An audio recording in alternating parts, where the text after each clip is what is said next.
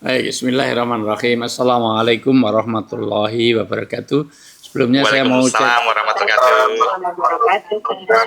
wabarakatuh. cek audio apakah cukup jelas, cek tes asam urat, gula darah, kolesterol. Alhamdulillah, cukup jelas, Ustaz.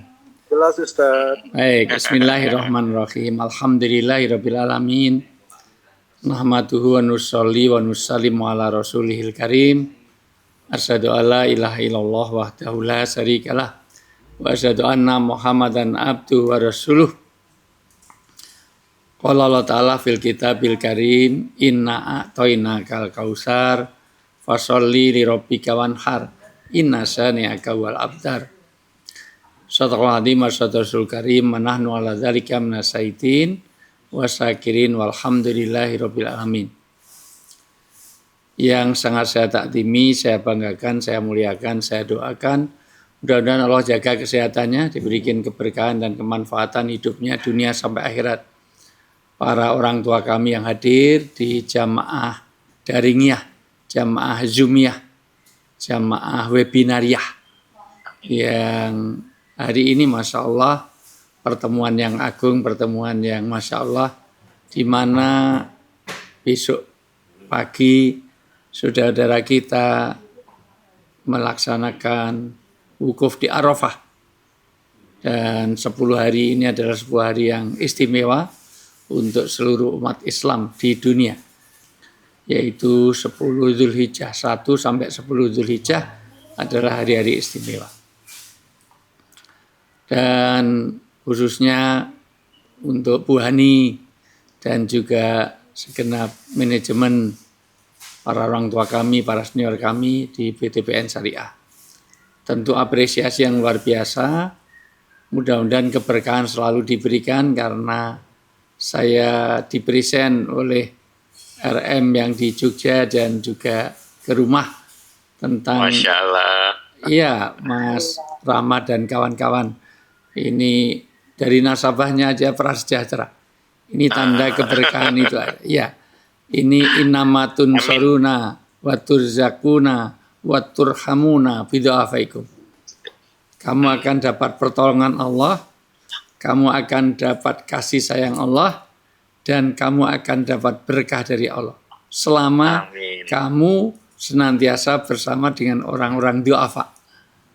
Jadi kelebihan BTPN Syariah dengan bank lain adalah keberkahan jelas. Apalagi syariah itu sendiri. Tentu di kesempatan lain saya sampaikan 8 yang menjadi keunggulan dan perbedaan di mana kalau syariah dengan konvensional. Tapi kontrak kita hari ini nggak sampai itu. Ini strategi marketing biar Bu Hani nanti menghubungi saya lagi. Ini. Siap, sangat siap Pak Ustaz. Ya, karena kelihatannya hanya beda mengenai syariah. Tetapi ini sangat beda sekali. Beda sekali. Mungkin sama-sama ayam, tapi ayam itu disembelih secara syariah dengan ayam yang disembelih tanpa syariah. Ya. Jadi ayam sama-sama dimasak, ayamnya sama, tapi satu disembelih dengan bismillah, dengan di lehernya, yang satu pokoknya asal dimasak gitu aja. Nanti hasilnya berbeda. Mungkin ketika sudah masak rasanya sama, tetapi secara syariah beda sekali. Itu sama dengan kalau di BTPN atau di bank, satu konvensional, satu di syariah.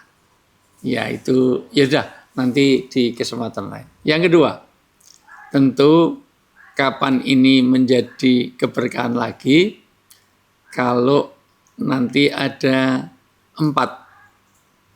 Pertama, tentang niat spirit kita di dalam bekerja. Nah, ini nanti pembahasan tentu ini strategi marketing saya nanti supaya tahu bagaimana orang kerja dengan syariah dengan tidak. Spiritnya, tujuannya, niatnya. Amal tergantung niatnya. Yang kedua, cara kerjanya. Yang ketiga, bidang kerjanya. Dan yang keempat adalah hasil kerjanya. Empat inilah yang membedakan nanti ini punya pengaruh dunia sampai akhirat atau tidak. Dinilai dari niatnya, cara kerjanya, bidang kerjanya, dan hasil kerjanya. Inilah yang membedakan nanti kita bernuansa akhirat atau tidak. Sehingga nanti itu punya nilai ibadah atau enggak. Sama-sama cari uang, ternyata cari uang, satu punya tingkat derajat di surga, yang satu enggak ada ngefek sama sekali di akhirat. Karena empat ini tadi. Baik, hari ini kita ingin membahas seseorang dan keluarga yang menjadi toladan, yang menjadi junjungan tidak hanya orang Islam. Karena kalau kita sudah membahas pertama Ibrahim dan keluarganya, itu adalah merefer kepada bapak kenabian. Dan Pak Edi, Bu Hani, ini bukan sekedar nabinya orang Islam. Seluruh agama samawi itu memuliakan Ibrahim atau Abraham. Ibrahim itu dimuliakan oleh seluruh agama samawi. Orang-orang Yahudi, orang-orang Kristen, kalau disebut Ibrahim, mereka akan mengatakan itu adalah bapak kami. Beda dengan Nabi Musa, beda dengan Nabi Isa. Kalau Nabi Musa itu orang-orang Yahudi memuliakan, tapi orang Nasrani kurang. Orang Islam memuliakan. Kalau sudah disebut Nabi Isa, orang Islam memuliakan, orang Nasrani, tapi orang Yahudi tidak mengakui. Apalagi selaku ketuhanan. Bahkan kalau kita ke Yerusalem, sering kita ketemu dalam satu hotel, perdebatan antara orang Yahudi dan Nasrani tentang dua nabi ini. Saya itu makan bareng, jadi pertengkaran itu orang Yahudi sama orang Nasrani. Orang Yahudi tanya, kalau Yesus atau Isa itu Tuhan, terus sebelum Yesus ada, Tuhannya siapa? Berarti sebelumnya belum ada Tuhan. Itu perdebatan antar mereka, dan itu biasa di hotel karena kita sama-sama punya 3 tempat suci. Satu tembok ratapan Yahudi, dan satu Aqsa milik kita masjid, yang satu lagi adalah Holy Church miliknya orang Nasrani. Saya hampir tiap tahun pasti mengantar untuk kunjungan ke Yerusalem untuk itu semuanya. Yang ketiga, mohon maaf sekali, mungkin saya tidak terlalu maksimal karena terus terang saya itu masih recovery kesehatan. Jadi saya ini masih dari rawat jalan, sehingga saya memang belum bisa memberikan kajian-kajian keluar kota. Ini masih dalam bentuk Zoom dan Jogja dan sekitarnya. Jadi saya habis Lebaran kemarin, qadarullah Allah berikan satu sakit yang saya harus dirawat secara rutin. Sudah membaik, tapi alhamdulillah sudah bisa untuk ngajar, tetapi untuk aktivitas yang kecapean masih di. Baik, kita lihat pada Ibrahim. Ya, Ustaz. Amin, amin. Ibrahim ini orang yang terkenal nomor 2 di dunia setelah Nabi Muhammad. Apa maksudnya? Nama yang paling banyak disebut setelah Nabi Muhammad, yang paling banyak disebut oleh orang sedunia itu adalah Nabi Ibrahim. Maka disebut dengan teladan. Slide berikutnya. Ini satu lagi. Ya, tolong Pak Edi saya dibacakan. Ada 5 poin penting dalam surat An-Nahl 120, 122. Terjemahannya aja biar poinnya masuk. Itu langsung saya bikin baik. Ya. Kami bacakan ya Pak Ustadz ya, untuk profil Nabi Ibrahim. Ya. Ibrahim orang yang hanif. Sungguh Ibrahim adalah satu, seorang imam yang dapat dijadikan teladan, patuh kepada Allah dan hanif. Pertama, Kedua, ini yang berfirman Allah. Ini langsung saya bikin pointers dari terjemahan ayat. Bahwa Allah membuat Nabi Ibrahim sebagai imam. Kalau itu yang bicara manusia, karena imam pilihan manusia belum tentu sesuai yang diharapkan. Oh, betul. Iya, harapannya apa, ternyata rupiah jeblok. Harapannya apa, ternyata dolar naik. Kan harapan tidak sama dengan kenyataan. Tapi kalau yang memilih Allah, itu sudah pasti. Yaitu sebagai imam. Imam sendiri itu sudah menyangkut sesuatu keteladanan, ditekankan lagi. Ini dalam bahasa agama namanya taukid atau stressing. Untuk diteladani. Maka peneladanannya ini kepada kepatuhan, kepada ketaatan yang mengalahkan cinta yang luar biasa. Seluruh orang yang umroh dan haji, pahalanya seluruhnya mengalir juga kepada Ibrahim, kepada Ismail, dan kepada Hajar. Karena semua yang dilakukan adalah perilaku dari keluarga itu. Orang tawaf itu mengikuti Nabi Ibrahim. Menghadap ke Ka'bah itu yang bangun bersama Ismail. Makanya Nabi Muhammad saja, athar dan bekasnya tidak ada di dalam Mekah. Tempat kelahirannya saja hanya untuk sekarang hanya untuk perpustakaan.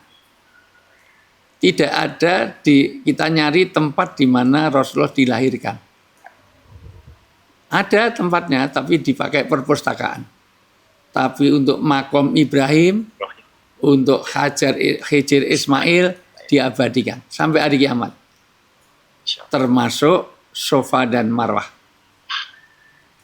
Apa hebatnya? Nanti pelan-pelan, kalau cukup waktunya akan saya muyasar satu persatu. Jadi imam, jadi teladan. Teladan atas kepatuhan, bukan teladan atas kekayaannya, bukan apa. Apa kepatuhannya? Nanti ada gelar namanya Khalilullah. Jadi nabi-nabi punya gelar masing-masing. Misalnya Nabi Musa itu kalamullah. Karena langsung bisa bicara dengan Allah. Nggak usah lewat malaikat. Isa itu ruhillah. Karena banyak doanya, orang sudah mati, didoakan, Allah hidupkan lagi. Jadi mohon supaya kambing mati didoakan bisa hidup. Ya, jadi ada kambing itu banyak. Jadi ada kambing mati sementara ada rerumputan yang begitu banyak. Sementara umat ingin supaya itu nanti ada peternakan. Minta Nabi Isa didoakan. Maka kambing yang mati hidup lagi. Termasuk orang sakit sudah meninggal. Didoakan hidup lagi. Maka terkenal dengan ruhillah. Meskipun nanti dalam tafsir matinya itu belum mati yang sesungguhnya. Karena mati sekali ya, mati suri atau mati apa, tapi sudah itu. Oke, tapi by the way itu terkenal itu. Sedang Nabi Ibrahim adalah Khalilullah. Khalilullah itu diuji dalam selama hidupnya.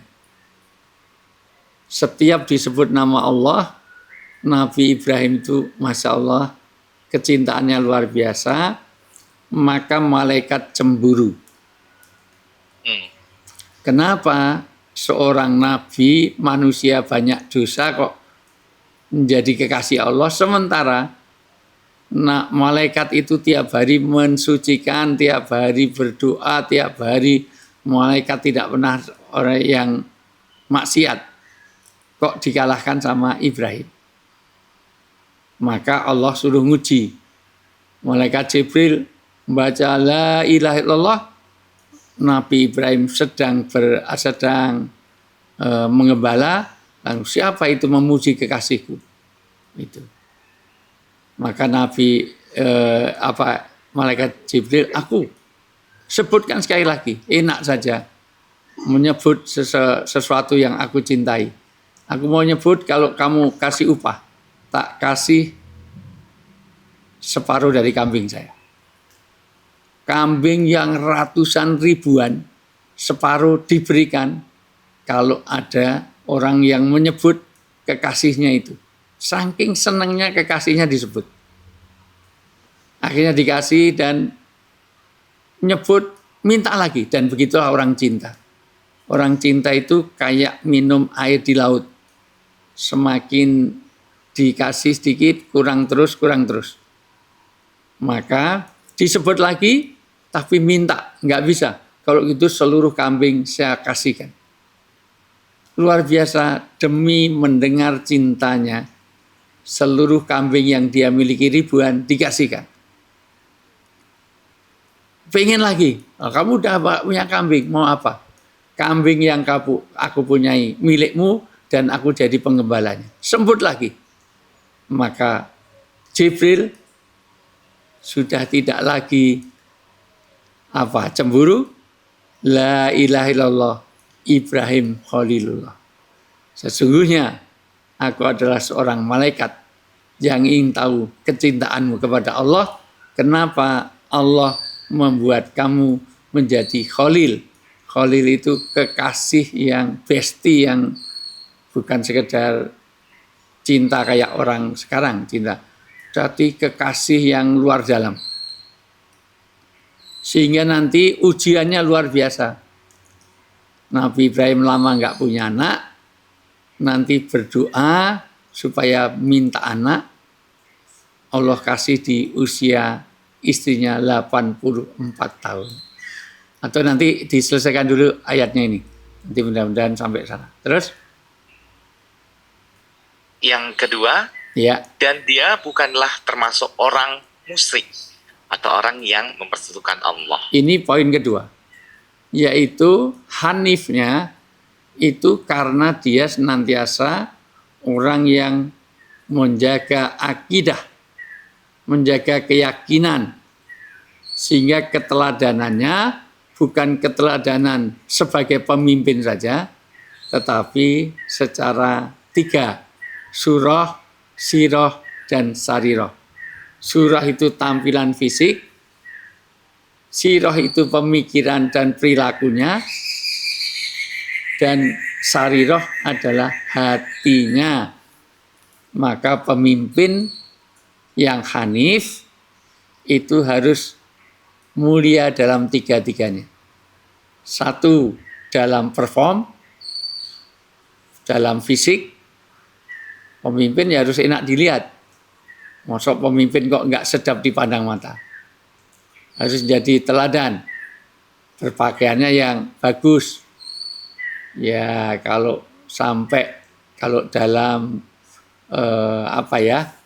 leadership itu sampai bau mulut, bau badan, bau itu 15 titik menurut Rexona. Itu tidak boleh. Iya. 5 bau ini, bau itu, baik itu tidak boleh. Secara perform maksudnya. Nggak boleh pakai sepatu yang nggak beres, pakai dasi yang miring, segala macam. Itu bagian dari perform fisik. Itu pemimpin. Yang kedua, secara pikiran, rongga kepala. Dan yang ketiga, Allah tegaskan Nabi Ibrahim di surat An-Nahl 120 ini, dia punya keyakinan yang lurus. Jadi 3 rongga ini kalau ingin jadi pemimpin harus beres. 1, rongga perut, kaitannya sandang, pangan, papan, dan fisik. 2, rongga kepala, pemikirannya harus visioner, bagaimana rakyat, bagaimana yang dipimpin nanti sejahtera. Dan yang ketiga adalah hatinya. Hatinya untuk rakyat. Inilah pemimpin. Maka disebut di sini lurus karena ajaran Allah. Yang kedua, yang ketiga. Yang ketiga, dia mensyukuri nikmat-nikmatnya. Artinya nikmat Allah ya Pak Ustadz ya. Iya, Ya artinya rasa syukur ini imbas dari keberkahan dari semuanya untuk rakyat. Artinya syukur itu kaitannya dengan trickle down effect. Pemimpin itu harus mensejahterakan, jangan membebani. Ya. Terus 4. Allah telah memilihnya dan menunjukinya ke jalan yang lurus. ya, jadi jalan yang diambil, semua langkah-langkahnya, programnya adalah jalan yang menyelamatkan dunia sampai akhirat. Maka ditegaskan yang terakhir, terus Yang terakhir, dan kami berikan kepadanya kebaikan di dunia, dan sesungguhnya di akhirat dia termasuk orang-orang yang soleh. ya. Jadi kecintaan Nabi Ibrahim ini nanti luar biasa kepada Allah dan sudah dipilih menjadi pemimpin, maka milahnya, jalan hidupnya, milah itu jalan hidupnya dipakai untuk semua ritual umroh dan haji. Dari mulai tawafnya, sa'inya, kemudian lempar jumrohnya, nyembelih kurbannya, sampai kepada wukufnya, sampai kepada mabitnya. Hari ini teman-teman itu sudah tarwiyah. Semuanya sudah ada di Mina sebagai sunnah. Karena ada perintah untuk nyembelih, Nabi Ibrahim ragu, maka masih meyakinkan benar-benar ini wahyu nyembelih apa enggak. Oke. Saya ingin sampaikan dulu, Nabi Ibrahim itu lama enggak punya anak. Maka diperintah oleh istri pertama untuk kawin lagi. Tolong dicatat baik-baik. Berat banget nih. Iya. Karena Luar biasa. Siti Sarah itu 99 tahun enggak punya anak. Siti Sarah ini. Maka nyuruh supaya Ibrahim kawin lagi. Maka Pak Edi dan kawan-kawan, tolong perhatikan baik-baik, jangan pura-pura ini. Kalau mau kawin lagi, idealnya contoh Nabi Ibrahim yang nyuruh istrinya. Istrinya, Masya Allah, berat banget Ustaz. Karena masa seorang Nabi nggak punya keturunan. Maka disuruh, kemudian dihadiahi oleh Fir'aun. Karena bapaknya Ibrahim itu berteman dengan Fir'aun, Azar ini. Jadi Siti Hajar ini adalah hadiah dari Mesir, dari Raja Mesir. Itu pun, ini juga contoh ya, karena nikah lagi disuruh istri itu saya juga termasuk diperbolehkan dan disuruh nikah lagi sama istri saya. Tapi yang ditawarkan saya namanya Mbah Damiri, ya. Usianya ada 80 tahun, saya nggak mau. Masya Allah. Saya bayangkan malam Beda pertama, saya bayangkan malam pertama pingsan nanti saya. Ya, kalau mau nikah lagi, idealnya seperti itu. Jangan sampai nikah lagi cari yang lebih muda, lebih cantik, lebih baino, lebih seksi. Kalau gitu dorongannya syariat atau syahwat. Nanti tanyakan pada diri kita. Diri sendiri. Jangan-jangan dorongan kita hanya syahwat, bukan syariat. Bukan menyelesaikan masalah, tapi nambah masalah. Saya bukan anti poligami, tapi tolong fair dong. Kalau mau nikah lagi, itu dorongannya syariat. Kemudian usia. Hajar pun sampai usia 84 tahun. Usia 84 tahun, Hajar baru bisa hamil. Pembelajaran pertama. Ternyata kehamilan itu haknya Allah. 2, atau dibaca dulu surat As-Saffat. Saya lompatkan. Mungkin sudah saya tulis di situ. As-Saffat mulai ayat 100. Soal As-Saffat ya Ustaz. Ya, ayat 100. Sebentar Ustaz. Atau browsing sebentar.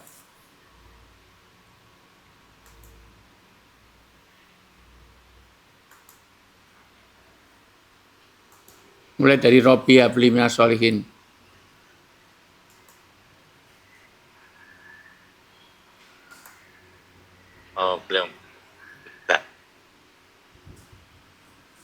saat kita browsing kan dulu surat As-Saffat ya Ustaz ya. Ya. Browsing aja bentar. Ya.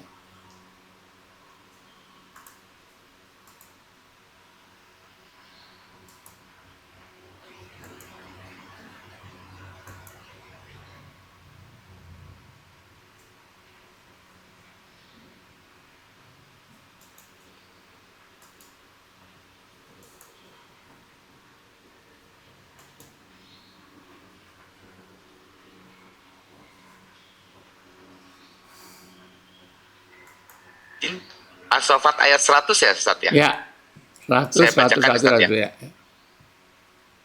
Yang ayat 100-nya artinya Ya. ya Tuhanku, anugerahkanlah kepadaku seorang anak yang soleh, yang termasuk orang yang soleh. Ya. Yang ayat ke 101-nya, maka kami beri kabar gembira kepadanya dengan kelahiran seorang anak yang sangat sabar, Satu. Ismail. Antara doa 100 dan 101 itu jaraknya 84 tahun. Insya Allah. Doa Panjang.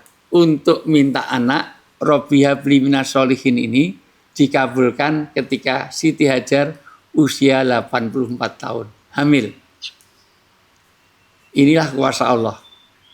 Pak Edi atau Bu Ani pernah nengok bayi siapa? Mbah Kromo. Tadi Mbah Kromo. malam umur 84 tahun hamil. Belum pernah Allah, Ustaz. iya, Allah Berapa kuasa. bahasanya? Allah kuasa. Di usia 84 tahun Hajar hamil. Menunjukkan bahwa kehamilan anak ini kuasa Allah. Berapa banyak yang suami istri sehat segar bugar, tapi ternyata Allah tidak berikan keturunan. Dan berapa banyak orang yang nggak pengen keturunan, tahu-tahu jadi padahal suaminya di luar kota. Ternyata kesenggol sedikit pentung, senggol sedikit pentung, Masya Allah.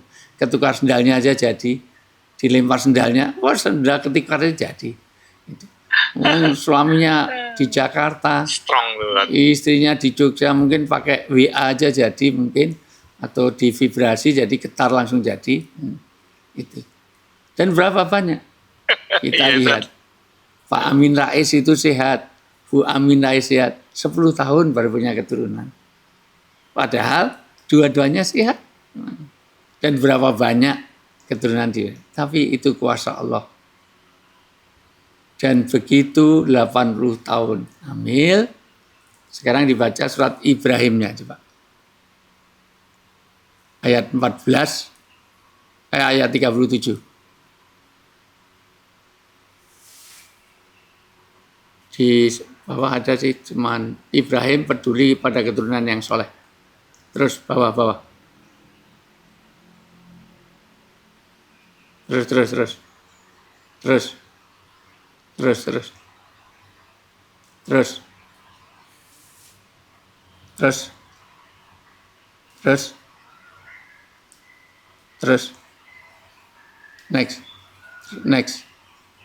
Next yang Ibrahim peduli keturunan soleh. Ya. Next. Oh, belum. Next. Ini dialog Next. ini. Nanti dialognya stop. Ini Ustaz. Ayatnya dibaca. Saya bacakan Ustaz ya. Ya, baca aja. Ibrahim peduli keturunan yang soleh. Ya. Nabi Ibrahim sangat peduli dengan masa depan keturunannya, baik dari aspek keimanan maupun kesejahteraan. Doa Nabi Ibrahim berikut yang mengindikasikan itu. Ya Allah, ya Tuhan, sesungguhnya aku telah menempatkan sebagian keturunanku di lembah yang tidak mempunyai tanaman di dekat rumah. Stop dulu. Inilah kehebatan, supaya waktunya juga karena ini belum bahas Hajar dan Ismail ya. Dan disinilah setelah hamil Nabi Ibrahim diperintah. Tadi kan pertama Nabi Ibrahim berdoa. Setelah berdoa umur 84 tahun hamil. Setelah hamil perintahnya datang. Suruh pergi ke Yordan. dan Hajar ditinggal. Tinggal. Ya. Ditinggal biwadin di ghairi zar'in. Di satu tempat tidak ada sebab kehidupan. Bahasanya ayat tadi, dibaca ulang tadi. Ya Tuhan, sesungguhnya aku telah menempatkan sebagian keturunanku di lembah yang tidak mempunyai tanaman-tanaman. Jadi tanaman aja nggak bisa tumbuh. Berarti nggak ada air, nggak ada sinyal, nggak ada handphone, nggak ada deposito, nggak ada handphone. Dan ini hebatnya Hajar. Kalau kita nggak paham tentang makna balaghah ayat ini menunjukkan bahwa pengorbanan istri Ibrahim, seorang yang sedang hamil, wanita itu sudah simbol kelemahan, sendirian, hamil. Wanita sendiri hamil. Ditinggal, tidak ada fasilitas kehidupan. Sampai cari air saja susah. Begitu lahir anak, lari ke sofa. Nggak ada air, lari ke marwah. Sampai 7 kali, sekarang sudah dipakai keramik bagus ber-AC saja, orang sa'i itu udah capeknya luar biasa. Apalagi saat itu.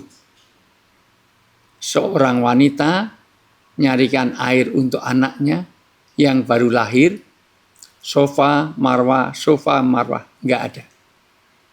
Sampai naik ke gunung, sofa itu gunung, pegunungan naik itu.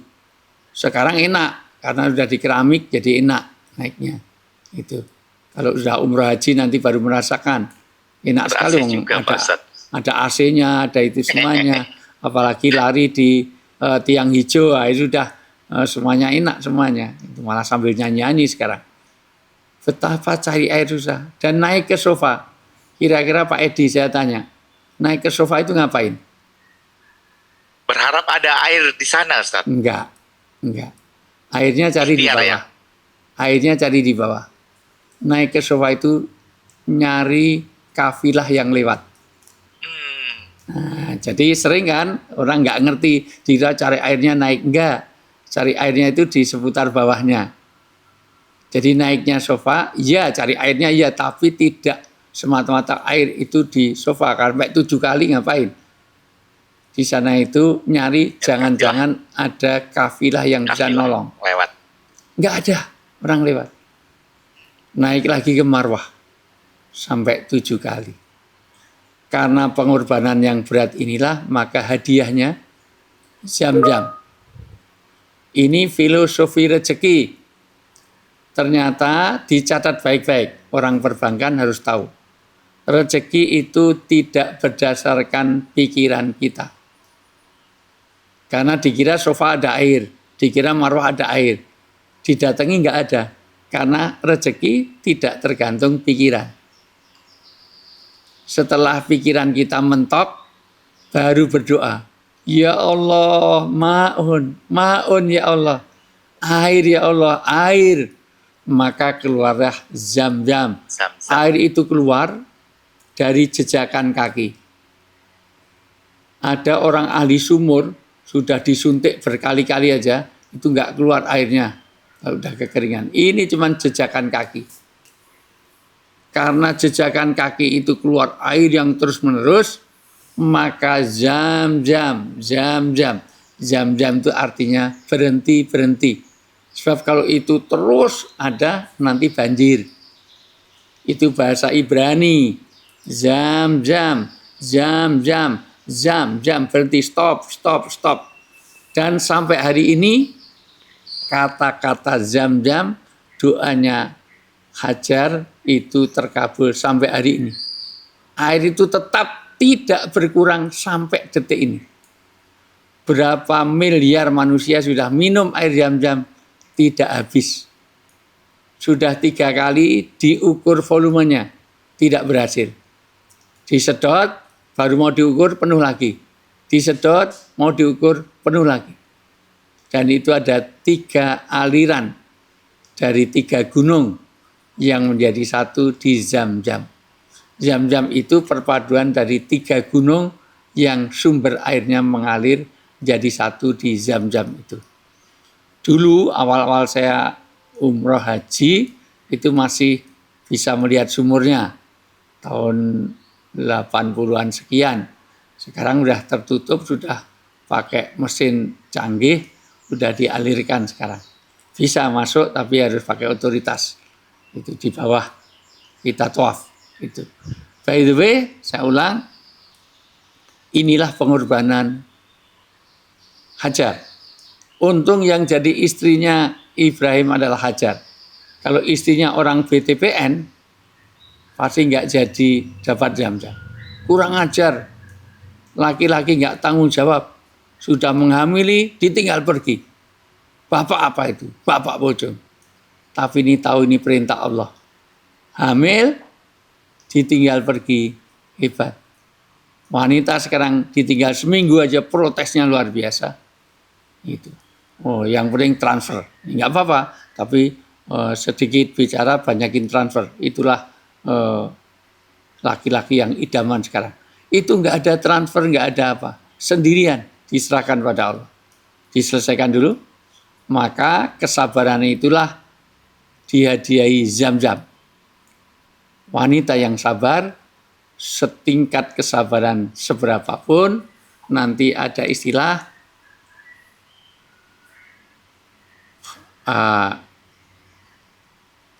sebesarnya satu a'dhamul jaza ma'a'dhamul bala. Begini, besarnya pahala itu sebesar pengorbanan seseorang. Makanya kalau orang dekat masjid, ke masjid pahalanya sedikit. Tapi kalau jauh dari masjid pahalanya banyak.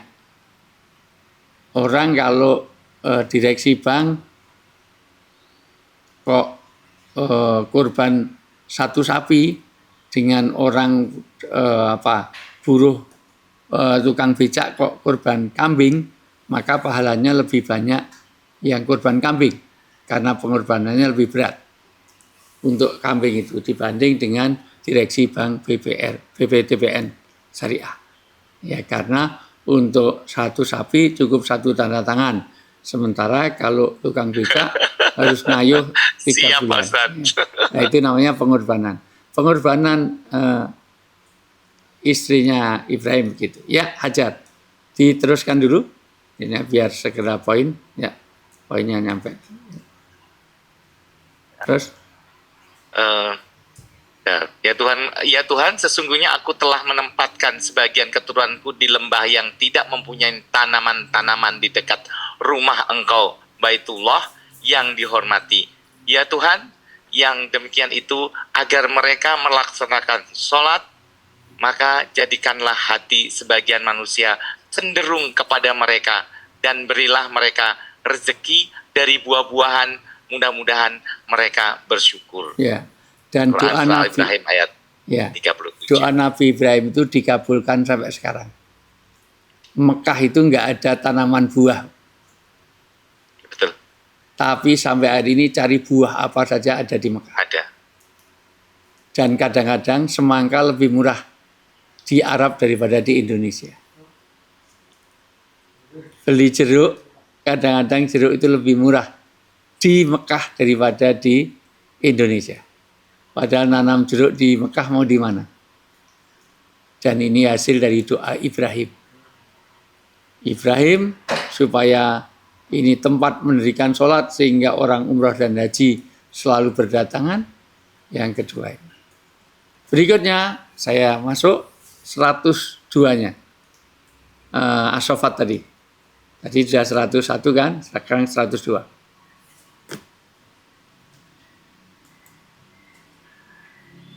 Atau atasnya itu ada 102 ada As-Saffat 102. Ibrahim dialog dengan Ismail. Ya, bukan yang tadi atasnya 1. Ya 102-nya. Yuk, setelah dikabulkan ditinggal selama 3 terus yuk. Ibrahim dialog dengan Ismail, dialog orang tua ke anak. Ya, Maka ini tatkala ya, anak itu sampai pada umur sanggup berusaha bersama-sama Ibrahim, jadi ayat Ibrahim ini berkata, pelan-pelan ya, pelan-pelan. Ketika balagos sa'ya, anak itu sanggup berusaha, ulama menyebut ini usia 13 tahun. oh 13, balik Ustaz. Kenapa kok 13 tahun? Ada yang mengatakan 7 tahun tapi lebih kuat 13 tahun karena sudah sanggup berusaha berarti sudah sah untuk jual beli, berarti sudah 13 tahun. Jadi Nabi Ibrahim itu ninggal istrinya 13 tahun. 13 tahun ke Yordan untuk dakwah, balik. Setelah balik, Ibrahim dapat wahyu. Balik anaknya umur 13 tahun. Lama nggak punya anak suruh ninggal pergi. Setelah tinggal pergi, terus ya. Ibrahim berkata, "Hai anakku, sesungguhnya aku melihat dalam mimpi bahwa aku menyembelihmu." Pertama, ini mimpinya Nabi, itu wahyu. Nah, jadi jangan sampai nanti kita mimpi juga dilakukan, enggak. Karena ini mimpinya Nabi. Nabi itu wahyunya salah satunya lewat mimpi. Mimpi. Ya, jadi Allah memerintahkan untuk menyembelih Nyembelih. anaknya. Lama nggak punya anak ditinggal pergi, setelah pulang suruh nyembelih. Anda tolong berempati sebentar ini. Inilah pengorbanan Masya dan Allah. cinta. Terus, Maka pikirkanlah apa pendapatmu. pertama, inilah dialog. Ini kalau kita bicara tentang parenting, karena Ibrahim ini punya anak laki-laki. Laki. Maka bahasanya apa tadi? Pikirkanlah. Kalau ini anaknya perempuan, nggak suruh mikirkan. Beda. Kalau anaknya perempuan, diajak untuk merasakan, untuk perasaan. Kedua, tolong dicatat. Seorang bapak harus punya dialog dengan anaknya. Hari ini mayoritas orang BTPN itu fatherless, keluarga yang kehilangan bapak. Karena bapak nggak pernah dialog dengan anaknya. Anak. Kalau bapak nggak pernah didik anak, jangan pernah menjadi bapak. Sebagaimana Anda punya bola, jangan merasa kamu pemain bola. Oh, gitu. Pemain bola ketika dia punya bola dan memainkannya. Peran. Pak Edi itu bapak. Iya, kalau nggak pernah Ya. dialog dengan anaknya, bukan bapak. Masya Allah. Dia hanya punya anak, tapi bukan bapak. Tapi saya sudah ngasih uang, ngasih itu bukan bapak, itu ATM. Iya. Salah. Karena bapak, Beda, kalau beda. ibu itu sekolah bagi anak, bapak itu kepala sekolah. Tapi saya sudah betulin ini, betulin itu bukan kepala sekolah, itu penjaga sekolah. Salah. Sudah ngasih uang, itu bukan kepala sekolah. Nanti kapan-kapan Bu Hani kita bicara tentang parenting. Jangan sampai Siap Pak Ustaz. Iya, dengan kita senang hati. kerja di Iya, BP, Pak Ustaz. kerja di perbankan sukses, tetapi anak kita ternyata tidak beres di dalam parenting. Maka pikirkanlah, sebentar, seorang profesor teman dosen saya di UGM, dialog dengan anaknya aja susah. Dia nyesek karena apa? Anaknya selalu pulang malam. Sehingga subuhnya kelewatan. Pulang jam 2, jam 3, lalu tahu subuhnya jam 9, jam 10. Maka dia pinter. Ini anak biar subuhan, disuruh bangunkin ayahnya jam 4:30, jam 4. Maka dikasih tulisan di kamarnya, tolong bangunkan ayah jam 4. Kalau jam 4 dibangunkan, kan nanti subuhan baru dia bisa tidur. Ternyata sampai siang, ini profesor, sampai siang nggak dibangunin, kemudian Anak suruh bangunin, dibeliin mobil, beliin apa. Enggak bisa. Siapa bilang enggak bangunin? Itu. Nyatanya ayah sampai kesiangan. Ternyata anaknya juga sudah bikin tulisan. Sudah jam 4 Pak, bangun. Ditempelkan di kamar bapaknya. Dialog. Tolong, kelihatannya sederhana, jadikan bapak-bapak dialog kepada anaknya. Nanti ada 17 ayat di dalam Al-Quran, itu dialog antara bapak dengan anak. Dari mulai Luqman, dari mulai Yakub, dari mulai Ibrahim, dan banyak ayat yang berkaitan dengan dialog. Maka orang VTPN Syariah, mulai hari ini harus ada waktu untuk dialog kepada anaknya. Apa kata anaknya? Maka fikirlah terus. Ia menjawab, "Hai bapakku, kerjakanlah apa yang diperintahkan kepadamu. Insya Allah kamu akan mendapatiku termasuk orang-orang yang sabar." Apa yang diperintahkan adalah yang memerintahkan Allah. Kedua, saya tanya, anak bisa taat seperti ini, yang ngajari siapa coba? Nabi Ismail tadi, bisa taat itu yang ngajari siapa? Ibunya. Ibunya. Karena ditinggal oleh bapaknya. Ayahnya. Ayahnya sudah meninggal selama 13 tahun. Maka ibu jangan jadi jarum super. Jarang di rumah, selalu pergi. Jadi angkatan 69, berangkat jam 6 pagi, pulang jam 9 malam. Anak hanya oleh babysitternya, oleh ART-nya. Anak diajari taat kepada Allah, taat kepada orang tua. Untung yang jadi Ismail adalah anaknya Ibrahim. Kalau itu anaknya Pak Edi, aku melihat dalam mimpiku nyembelih kamu. Apa jawabannya? Jawabannya apa? Ya sama Pak, saya mimpinya sama. Saya mimpinya juga nyembelih Bapak. Bapak ini sudah 13 tahun. Bapak jadi Bang Toyib, enggak pulang-pulang mau nyembelih. Sudah, sampai di sinilah diuji. Nanti kalau ini lanjut, maka suruh nyembelih. Maka nanti dibawa ke Mina. Sampai di Mina, Nabi Ibrahim masih ragu. Bener enggak ini perintah nyembelih? Maka tarwiyah.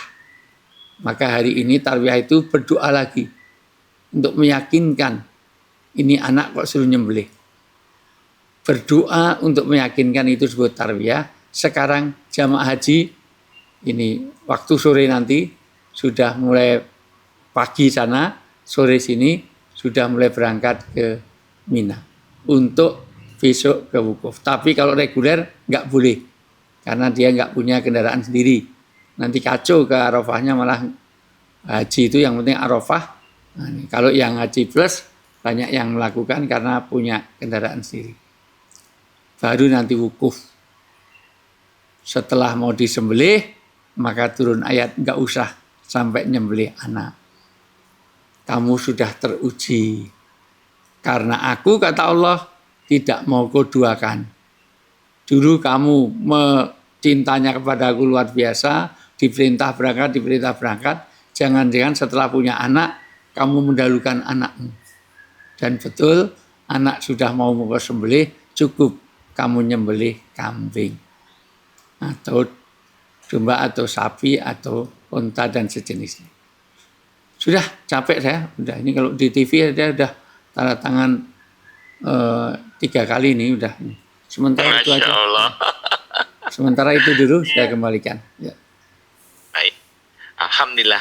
Terima kasih Pak Ustadz. Masya Allah, ini luar biasa sekali ya ilmu yang disampaikan. Banyak banget tadi masukan yang kita udah dengar ya. Mungkin dari jamaah-jamaah dan rekan-rekan bagi berberdaya ada yang ingin ditanyakan nih Ustadz. Coba kami cek di kolom chat ya Ustadz ya.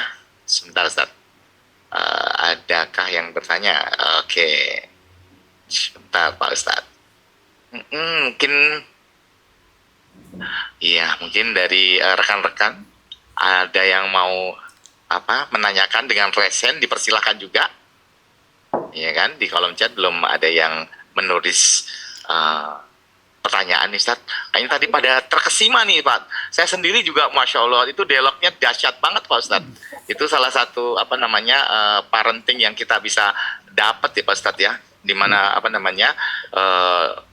dialog yang disampaikan itu benar-benar Nabi Ismail itu sebagai seorang laki-laki tulen tuh Ustaz. Diperintah ya siap gitu Ustaz ya. Sekarang lebih mendahulukan panggilan handphone daripada panggilan orang tua. Betul Pak Ustaz. Iya. Tadi Pak Ustaz terkait dengan tadi Pak yang disampaikan nih Pak Ustaz. Zam-zam. Berarti memang manusia itu kalau tadi kan disampaikan rezeki itu tidak berdasarkan pikiran kita. Nyatanya. Ya. Itu bagaimana Ustaz? Nyatanya sekarang saya tanya. Pak Prabowo Sutejo itu lulusan SMA. Ya. Amin Rais itu profesor doktor, tapi kekayaannya jauh. Masya Allah. Ya. Anda lihat misalnya, terus terang, Pak Edi ini sarjana. Ya, Pak Edi sarjana kan? Itu. Amin insyaallah. Dibanding dengan Pak Yogo Pangestu, itu hanya lulusan SMP. Tapi kekayaannya lebih banyak mana? Pak Prayogo. Padahal, iya. Saya S2 sudah ijazah saya asli. Ya, ijazah asli. Dibanding dengan pengusaha yang mungkin S1 aja nggak lulus, tapi jauh. Kenapa? Karena memang tidak berdasarkan oleh kepandaian. Rezeki itu nggak ada hubungannya dengan, maka profesor doktor belum tentu lebih kaya dari. Karena Allah memberikan rezeki tidak berdasarkan kepandaian dan pikiran kita. Ya betul Ustaz. Masya Allah. Alhamdulillah Ustaz. Ini di kolom chat sudah ada yang bertanya. Mungkin saya bacakan dulu Ustaz ya. Yang pertanyaan yang masuk di kolom chat ini Ustaz. Ini dari Ibu Herawati Heraya. Mau tanya Pak Ustaz. Bagaimana kalau kurban patungan seperti di sekolah-sekolah, murid-murid disuruh patungan, apakah sah kurbannya Pak Ustaz? Nah, ini ada pertanyaan nih Ustaz. Ya, pertama secara syariat tidak ada kurban patungan. Secara syariat. Tetapi secara jiwa maka diperbolehkan.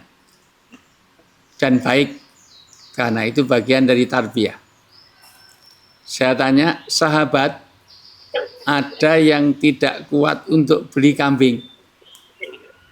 Akhirnya daripada dia hanya menerima, dia tidak bisa berbagi, maka beli daging diserahkan panitia. Oh, ini baik. Tentu itu tidak dihukum kurban. Kurban kok sampai patungan wong kurban itu, kecuali ya sapi yang ditentukan ya. 7 orang sapi itu beda. 7 orang sapi. Karena kurban itu cacat sedikit aja nggak boleh kok. Boleh. Ini kalau patungan cuma 100.000 apa masuk kurban cuma kikil, nah, kan nggak bisa. Tetapi itu baik. Baik. Dan bisa dilakukan. Mungkin nilainya bukan kurban kayak sedekah. Tapi sedekah. Ya baik saja. Jadi tetap oke saja. Itu bagian dari semuanya. Apalagi kalau nyembelihnya harus nyembelih sohibul kurban. Ada yang iuran 45 orang. Jadi mau nyembelih nyebutkan. Ini kurban atas nama, absennya 45 orang. Belum disembelih sudah mati duluan. Ini.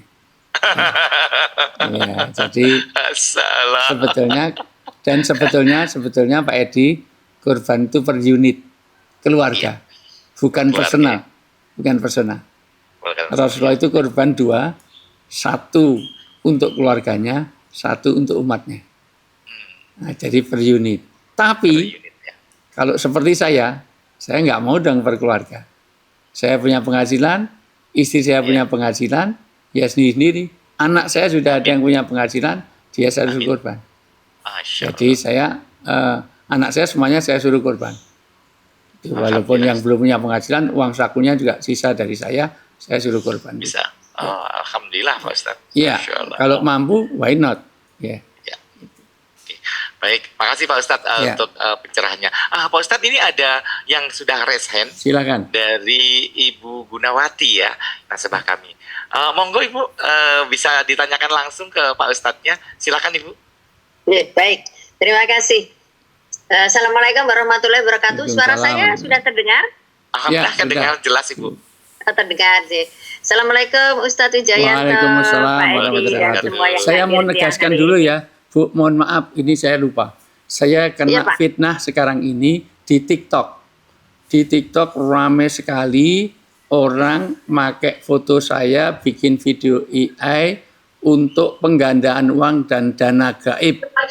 Masya Allah. Jadi semua orang, lebih dari 50 TikTok yang mengatasnamakan saya bisa menggandakan uang, pesugihan, dan dana gaib. Astagfirullah. Saya sudah laporkan ke Polda DIY, tapi Iya, tetap kalah karena saya nggak terlalu aktif di TikTok. Mereka TikToknya di mana-mana, saya disandingkan dengan UAS, sandingan dengan Wakapolri, disandingkan dengan Raffi Ahmad. Itu TikTok ramai sekali yang memfitnah saya. Sampai ada yang mengatakan saya Ustadz pesugihan. Padahal ini merusak umat. Astagfirullahaladzim. Iya. Jadi tolong jangan ada yang percaya di TikTok. Ya, Iya. ya, baik Ustaz. Itu fitnah ke saya. Jadi tolong semuanya yang melihat TikTok saya kaitannya dengan itu langsung di apa. Cuman ya begitulah, orang nyari uang pakai nama saya dicemarkan nama baik saya. Ya. Kalau Ya. mudah-mudahan lebih bersabar Ustaz. Iya, daripada Baik, Ustaz. gitu mending ditaruh di BTPN Syariah jelas berkah. Iya. Baik. Ya, Oke, silakan. baik. Silakan Ibu Gunawati. Ya, Bisa baik. langsung ke Pak Ustadz ya. Ya baik, terima kasih. Ikut prihatin Ustadz Wijayanto. Ya itu memang saya mau tanyakan nama Ustadz. Kok tahu duluan kalau saya mau tanya ya Ustadz ya. Masya Allah. Gitu ya. Ya karena masih banyak banget di TikTok. Gitu Itu ya. banyak orang konfirmasi Gitu ya. ke saya. Merusak akidah Artinya umat. itu, Merusak keyakinan umat. Masa ada Iya. orang dana gaib apa. Yang ada dana real di BTPN Syariah. Ya. ya. Iya, betul. Ya Ustadz, saya percaya itu.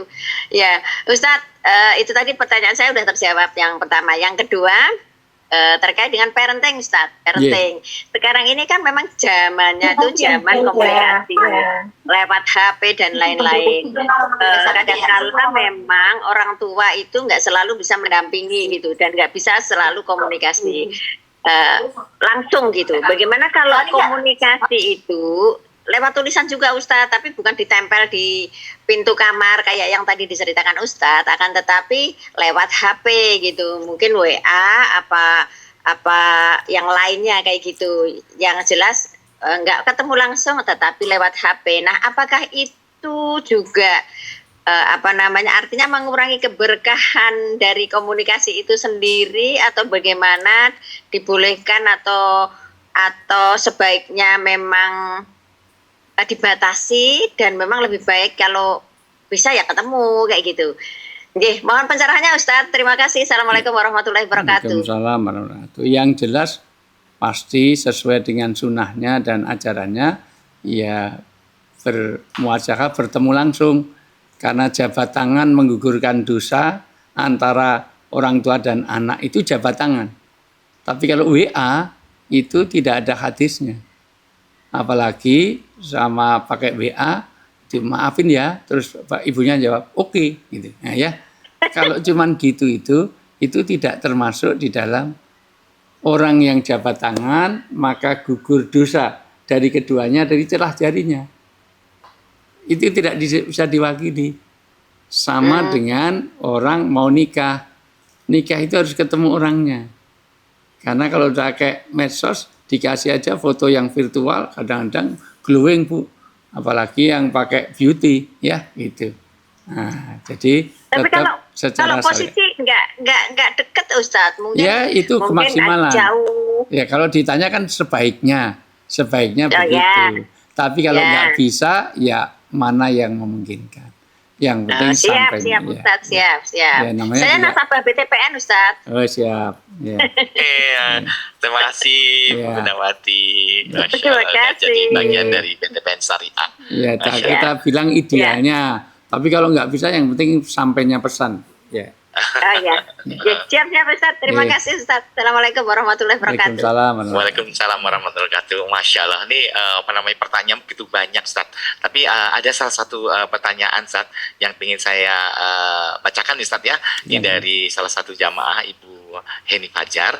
Assalamualaikum Pak Ustaz. Waalaikumsalam. Bagaimana kami para ibu agar bermental seperti Siti Hajar, Ustaz? Wah, pertanyaan berat banget, Ustaz. Ya, ini nanti masalah parenting ya. Iya. Jawabannya tentu tidak. Pertama memang menyadari bahwa anak ini adalah amanah.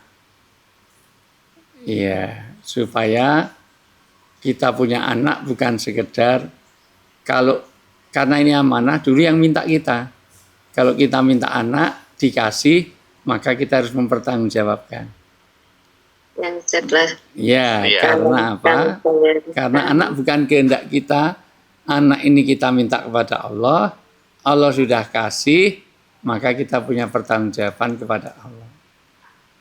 Maka seorang ibu harus tahu nama dari ibu adalah Umun. Maka dari kata Umun ada kata umat, ada kata imam. Maka tugas ibu itu ada dua. Satu, mendidik umat yang taat.